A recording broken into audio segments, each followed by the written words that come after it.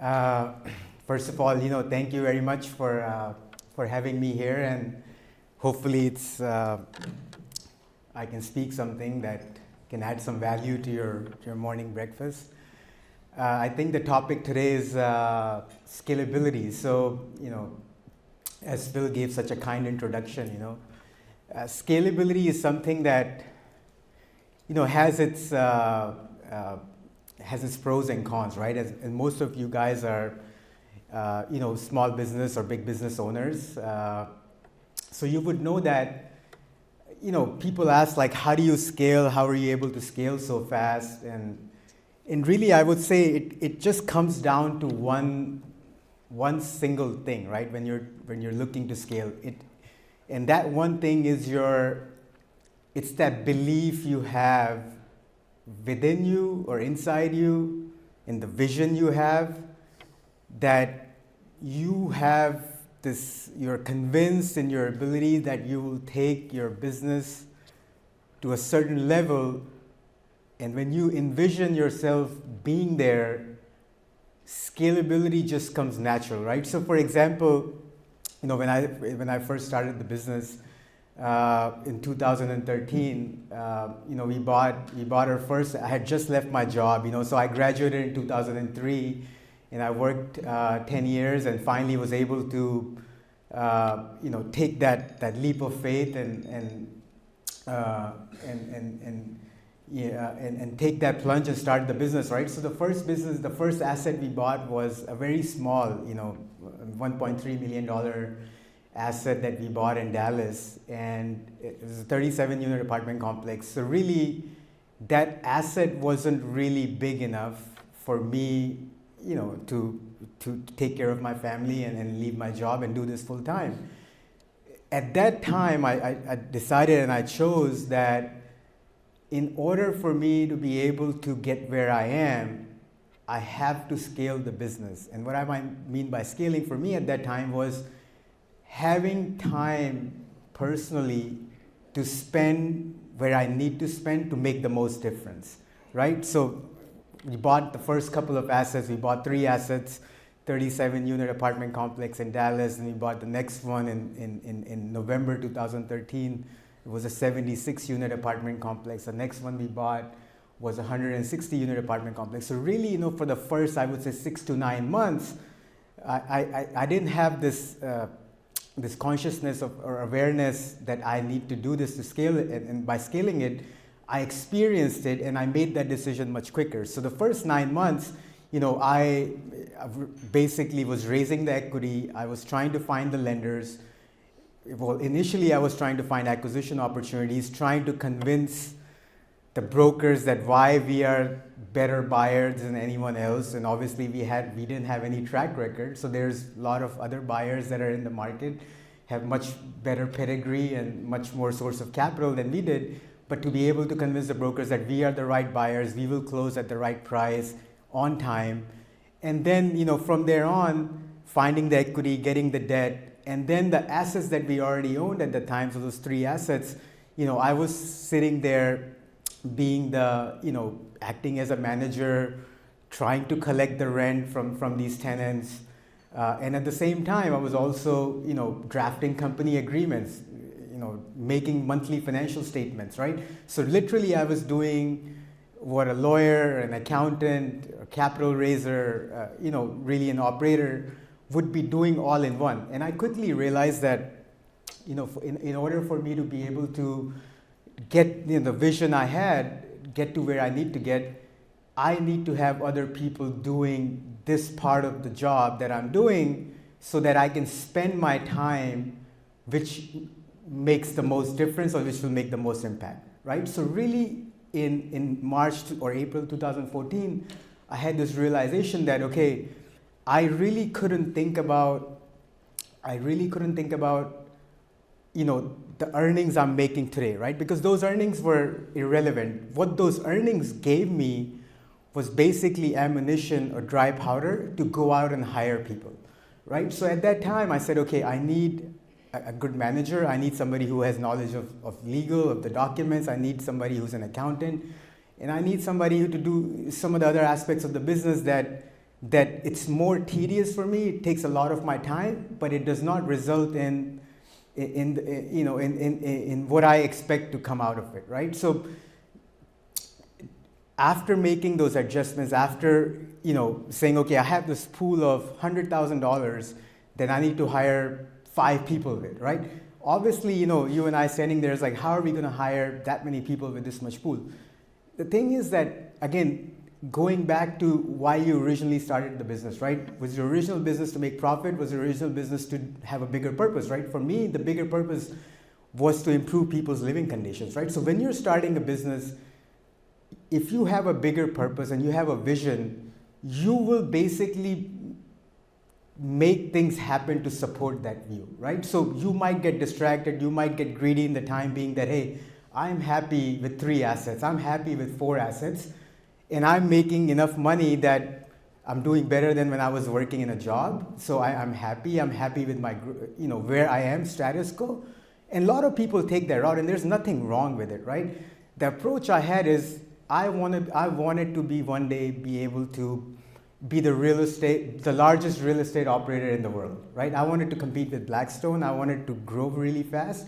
And what that meant in the time being was that in order for me to get there, because obviously I didn't come from a lot of wealth, I didn't come from a family, I wasn't backed institutionally. It was me undertaking and really starting this business from scratch. And an idea I had, right? I grew up in these communities. I grew up in, you could call it Class B and Class C apartment complexes, where, you really had, my thesis at that time was that there is a lot of migration, there's a lot of population growth that was happening in Houston or Texas and some of these Sunbelt states.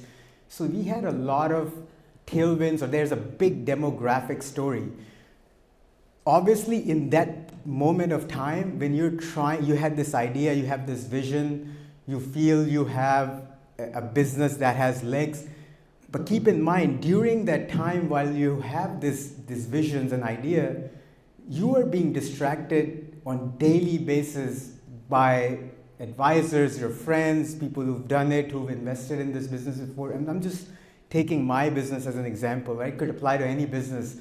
So when I bought these assets, I had a lot of owners who owned these assets for a while. And at that time, it was a very mom and pop dominated business. A lot of individual owners. And they basically said, look, this price, and there were a lot of distractions. The timing isn't right, these are too expensive. Because obviously when people have seen the down cycle, they're like, well, this is still too expensive.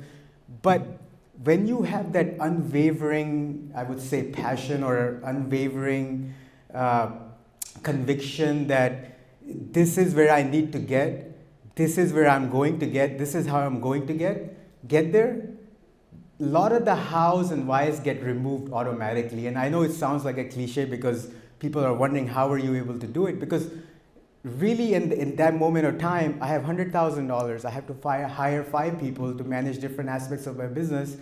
In a normal world, you would say that's not possible, right? But then, again, because of my bigger purpose, because of where I wanted to get, I started approaching my ex-colleagues. I started approaching my friends for a long time. I started approaching, LinkedIn. I started posting on LinkedIn about, have a job position opening for an auditor, for a bookkeeper and whatnot. And you'll be surprised that when you have that when you have the unwavering conviction, a lot of people just want to get associated with you. So, the first 5 people I hired were comprised of my ex-colleagues, my friends for a long time. And they came on board taking huge pay cuts, taking on, they risk their livelihood in terms of how they will be able to support their family based on the vision I had, right? So again, going back to this point about having this unwavering conviction about this is how I'm going to get. So now I had 100,000 to spare. I spent the 100,000. Now, okay, how do you scale further from there, right? Again, it comes down to making investments too, right? So if you start thinking about, okay, hey, well, if I hire this many people, or this is how much I grow, this is how much investment it's going to take, you've already lost the battle, right?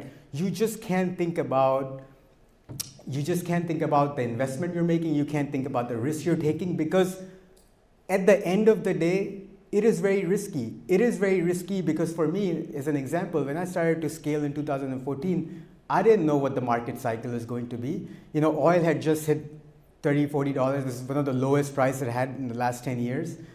I didn't know how the market will be. If I was able to scale, what will be the final outcome? I still don't know that, right? I still don't know how I will be able to monetize, right? If you are thinking of a lot of these questions, like if I do scale, this is where I end up being, this is how my valuation is going to get, this is how I'm going to be able to monetize it, I think that's a wrong approach to take. I think it's almost like I say, when you decide to scale, you're almost basically taking, it's like a blind faith. You're basically scaling a business to get to an end which you haven't seen that end, but you have a vision in your mind that this is how the end looks like, but it might not ever get there. And then all of a sudden, the time, money, the resources that you spent to scale this business from zero to wherever you're there, it might not mean for anything, right? So that's one of the cons I would say of scalability is when you're scaling, you're really not putting a lot of thought behind, you're really plugging the holes without realizing that there might be overlap in the responsibilities of that position. The structure is very loose. And all of that comes with this fast growth as you experience, right? If it's a more thought out, see, if you're really trying to scale, a well thought out approach in my mind really usually won't work. Because if you're really trying to have a well thought out approach, in no logical sense you will make the moves that you will make if you were just blindly trying to scale the business, right? So in my case, I would admit that I was blindly trying to scale the business to get to a place where I had in my mind where I wanted to get to. I wanted to be the best real estate operator in the country, right? And at the same time, I wanted to improve people's living conditions. So a lot of times during this journey, you will face a lot of naysayers, a lot of distractions. You will doubt your own. Like in my case, I mean, there's not a day that goes by where I don't question my own move, or I'm not, there's moments where I'm sure like, was it worth it all? Is it worth it all to scale it and to get to where you are? Because end of the day, once you get there, or when you really, the problem with this scalability is you never really get to where you want to be because it's always in your mind. When you get to a certain place, you're again thinking of the next step, right? That's the downfall of people who are really scaling and who are really aggressive growth plans. Because once you get to where you want to get, in your mind, you're still not there yet because your goalpost has changed, right? So making sure that once you get to a certain hurdle, stepping back and acknowledging and be grateful and taking the lessons learned, right? Obviously, as an entrepreneur, we are the last ones who will admit our own mistakes, right? We'll probably lie to ourselves. Even when we're journaling, you'll probably lie to yourself, right? Which is crazy to think about. You're a journalist for yourself, and you still try to fight your own thoughts and say, no, this is the way I'm thinking about it, but really the case might not be the way. So making sure that you really look down and acknowledge yourself, the right moves you made, the moves that you made that were wrong, and how you can improve on it, right? I mean, that's a very difficult path because most of the time we don't want to admit our own mistakes. At least I don't, right? Even in my own mind, I say, no, I had this reason to do it. And then the fine line is once you've acknowledged that the moves you've made, where you failed, where you could have taken the right decision or a better decision, you can't let it affect you either, right? There's always a plan why certain things happen, right? In this growth phase or in this phase of scalability, you'll tend to ignore a lot of things that a lot of established business acknowledge, right? You will tend to ignore a lot of the details behind, you will tend to move past or much faster. If there's a problem, you try to look past beyond it. And really, when you come back and you say that is the phase where I should have been more careful or you should have accumulated a team better, you have to be truly honest with yourself and make sure that when you get there, you don't question the things that has happened, right? So for example, you might have had various lawsuits, you might be behind on a lot of these payments. there's a structure in place when you're scaling that this fast. You have to be aware that not everything is going to be perfect. Not everything that you're doing, whether it's accounting, finance, acquisitions, whatever aspects of your business you're trying to accomplish, not everything is going to be perfect, and you have to be at peace with that, right? If you're saying that I'm going to scale really fast, I'm going to grow really fast, and then 2 years later you look back, okay, well, I have grown really good. I have gone from 0 to 3 billion in assets in 5 years, and I have a team that's 800 employees strong. But as an entrepreneur, as a business owner, you'll always find the holes. You'll always look for the things that are wrong with your business. The point being that don't let those things bring you down, right? Because you have to acknowledge and appreciate that how fast you've grown. Not every aspect of the business will be perfect. Not everything that you've undertaken, not every acquisition you make would be the right acquisition, but it's all part of the process, right? That's how you learn. See, there's 2 ways to growing the business. There's fast growth, aggressive approach, you scale and you move, and then the luck and timing has to matter, right? In my case, from 2013 to now, it was a great time. It was one of the best economic cycles that we've seen in the last 100 plus years. So the thing being that once you grow and you grow fast, you don't look behind. The other approach is having a methodical, contemplative approach to growing, right? And that's the approach which again has its pros and cons, right? You could really contemplate and grow strategically, and in cases like those, you'll be better equipped to handle with uncertain situation right now, like where the market is, where the economic certainty future is. You will be better equipped to handle those situations if you grew strategically and contemplatively. But if you're able to grow fast, if you're able to grow, if your growth trajectory is something like ours, which was growing really fast without really putting a thought behind it, you have to, again, set yourself goalposts, hurdles, timelines to reflect back on the journey and try to take back from the learnings.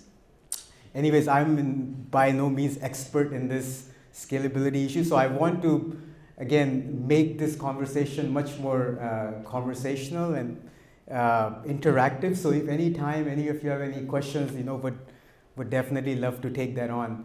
But other topic I would say in terms of scalability is it's also about your state of mind, right? When you're really growing that fast, there is not a lot of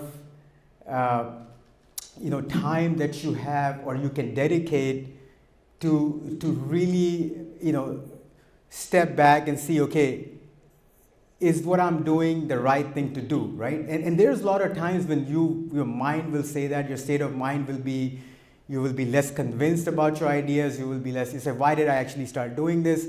You have to remind yourself of your original purpose. You have to remind yourself, and I know at that time it's really hard to remind yourself that why you started the business, why you decided to scale, but there was a reason for that. And if you write journals, if you write, that's one of the best ways to reflect back and go back and read some of the notes that you're taking at that time, because this journey has a lot of phases. It affects your mind in a different way. There are certain days, there are certain hours when you're really excited. There are certain times, literally after a text message or a phone call, you could feel completely different, right? This is the nature of the business we're in. We're all entrepreneurs. This is the risk we take, and this is one of the best things I've done in my life, and I wouldn't do it any other way, even though there's a lot of decisions that I've thought I could have done better. But every time you take a certain decision, there's a reason why you took that decision.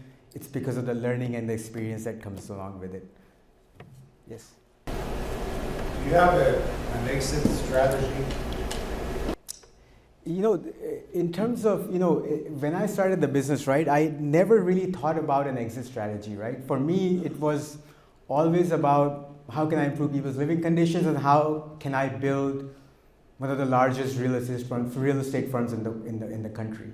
So yes, there are times when I think about what could be my exit strategy, And there's plenty, right? Going public, listing the IPO, getting a big institutional private equity investor in. So there's many ways I think about an exit.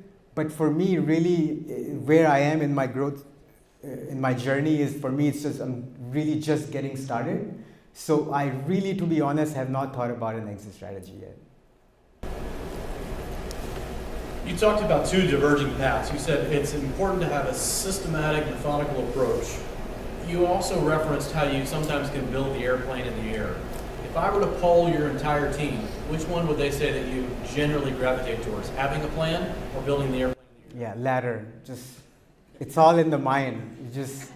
You create it in the mind and then you just hope you execute, right? People talk about, that person just got lucky, right? I have a whole thesis about luck too, because in my mind, really, I think about the outside world sees the external factors that affect you and your journey, and they call it luck, right? In my mind, as an entrepreneur, as an individual, as a businessman, I just have to expand my luck surface area. And then it's just much easier for me to get lucky, right? So the way I am is, for let's say a sale decision or an exit decision or a refinance decision, I usually make sure I have 3-4 different alternative paths, right? Working parallelly. And really, if 1, 2, 3 doesn't work out, the chances are one of the 4 or 5 usually does work out. And to an outside world, they might consider it getting lucky, which is true. But because I had expanded my luck surface area, the chances are I would be the one that should get lucky. Can you talk about the challenges of raising capital when you were very small? Yeah, I mean, same thing, right? It goes back to, when we bought our first asset. So we had to raise, $300,000 or so. So my approach was always, when it came to capital raising, was because I believed in my product, and I continue to believe in my product, I never really had to be too desperate for capital. And it's hard to describe, because you say, well, how did you raise capital? How did you know anyone? Who gave you the first check? Right? I mean, when you are able to describe your business plan in 5-10 minutes and be passionate, and the receiver can really feel that this person knows what he's doing. For me, that always has been the case, right? So started raising from friends and family. Obviously, they thought I was decently smart, so it was much easier to raise capital from there. It's not, they didn't have a lot of capital. These are $50,000 checks, $100,000 checks. From there to, build that investor base to 4,000 investors, it's always been about letting our actions talk better, more than words, right? We've never claimed that, this is the best place you can invest capital. All I tell my investors is, people is like, what makes you unique, right? A lot of people do what you do, buy assets, you rehab, you renovate, value add, you sell. What makes you unique? For me, really, what makes us unique is just thinking on behalf of our limited partners, right? Every decision that we take is in the best interest of our limited partners. And that means sometimes selling assets where we don't make any promote, we don't make any carried interest. But it's about the track record. It's about creating that trust and faith in these investors, because again, those investors refer their friends and family. So it's a whole chain effect, which is what we saw happening, right? One way we're unique is we're probably the only company in real estate world that have gotten here without an institutional backing, to be honest. Our company, 90% of our investors are high net worth accredited investors, right? They obviously, for them to keep reinvesting, they must have seen the track record. They've seen the integrity. So it's always about, people say that, it sounds like a cliche, be honest, be upfront. It's nothing more than investors want to make sure that you're transparent. Investors want to make sure that you truly love what you're doing. You have a great team to support your idea. And I think before you start raising capital, you might say that I can do all of it, but why would an investor invest with you? But to be honest, you wouldn't know till you go through the process. When you started pitching and you have a business plan, when you go in front of the investors, they will figure it out pretty quickly that how good you are. And then if you're really passionate about your idea, you really have high level of conviction, raising capital becomes very easy. Any more questions out there? Probably time for one more. Yeah, Russ. So, I mean, you say that, but you obviously do a great job of selling your vision, right? Selling, sorry? Selling your vision. Yes. Because to your investors as well as you said, the employees came on to take that. How do you get people to see your vision so that they see the same thing that you see? I support it with facts, right? So I read a lot. I am very passionate about economics. And so behind everything I say, usually I support that with facts. So when I'm buying an asset, for example, I have a pretty strong view, and that view doesn't have to be right, but I am pretty convinced, and I am usually the biggest shareholder and investor in my own assets. So there's a high alignment of interest as well, right? So investors know that this person is investing a substantial capital, and that I think is the key, right? When you're raising capital, it's a must that you are all in your own business or the asset, whatever you're buying, right? Because that shines through to anybody, right? And then supported with facts. I'll have a near-term plan, I have a medium-term plan, and a long-term plan, right? In medium term, I will be very specific about, well, interest rates are high, might be negative cash leverage situation, but this is the reason why inflation will go down, why Fed will pivot, and why we will be back to, within the next 12 to 18 months, right? Supported with facts, supported with a story. End of the day, being a good storyteller is such an underappreciated art, right? If you're a good storyteller and you know what you're talking about, you support it with facts, it's not that. It becomes quite easy for an investor or for your audience to really believe in your vision. All right, last time. Really quick, I would just like to say, I see what you're doing around the world, and I just wanted to tell you thank you for what you're doing for the greater good. Thank you, I appreciate it. There's one question about. So just wondering, these assets that you purchase have to be refurbished. Refurbishing is not an easy. So how do you get, when you scale so fast, how do you manage that? Because that's nuts and bolts. Yeah. And then managing all the cash flows after that. Even today, I stand here and think that it's almost a miracle that everything works, right? I could be here and everything is still working. Somehow it blows my mind. But yes, I mean, I learned it from my experience, right? We bought the first 5-6 assets. We realized one of the big components of our value add strategy. So what our strategy is, we buy affordable housing. I mean, it's not really technically affordable housing, but these are assets in good locations. Your average rent is about $1,000 a month, and you're basically changing the flooring, granite countertops, changing the lighting fixtures, making it look pretty. And in return for that, you're charging $100 to $200 higher rent, depending on the market. That's how easy the business is described. When I bought my first few assets, I realized that big component of this strategy is renovating these apartments, making sure your supply is there, making sure your labor shows up. Because for me as an owner, the amount of down days a unit has impacts my cash flows right away.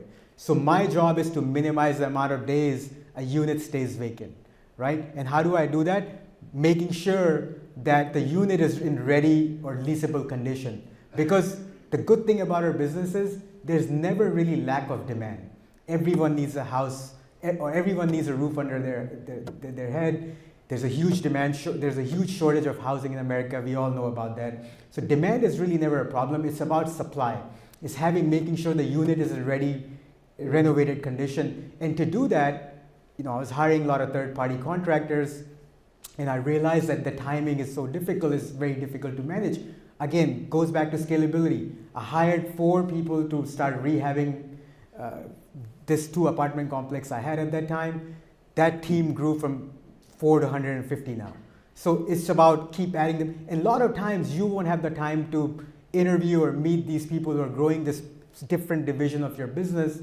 You have to take that leap of faith. You have to make sure, or you have to believe that the leader or the person in charge of that team is able to execute the task you've entrusted him or her to do. And look, to be honest, I have been wrong many times too. A lot of times I've hired people thinking that, well, this person can lead the student housing division for me. and it hasn't worked out, right? But this is the pros and cons. This is the con. You just don't have a lot of time. You go with gut. I work a lot with gut. So a lot of times you're not really right. You think you want to believe you're right, and you will keep telling your mind that no, you're right, this person is going to work out. But really to figure out that no, and calling your own, what you decided was wrong, that's the key. That's what I start learning now. Initially, I wouldn't admit my mistake. I wouldn't admit I was wrong. I'll keep carrying it on. Now I've learned to admit that. I make sure that this was a wrong move. Now changing that error into a better decision, that's when defines how successful you are.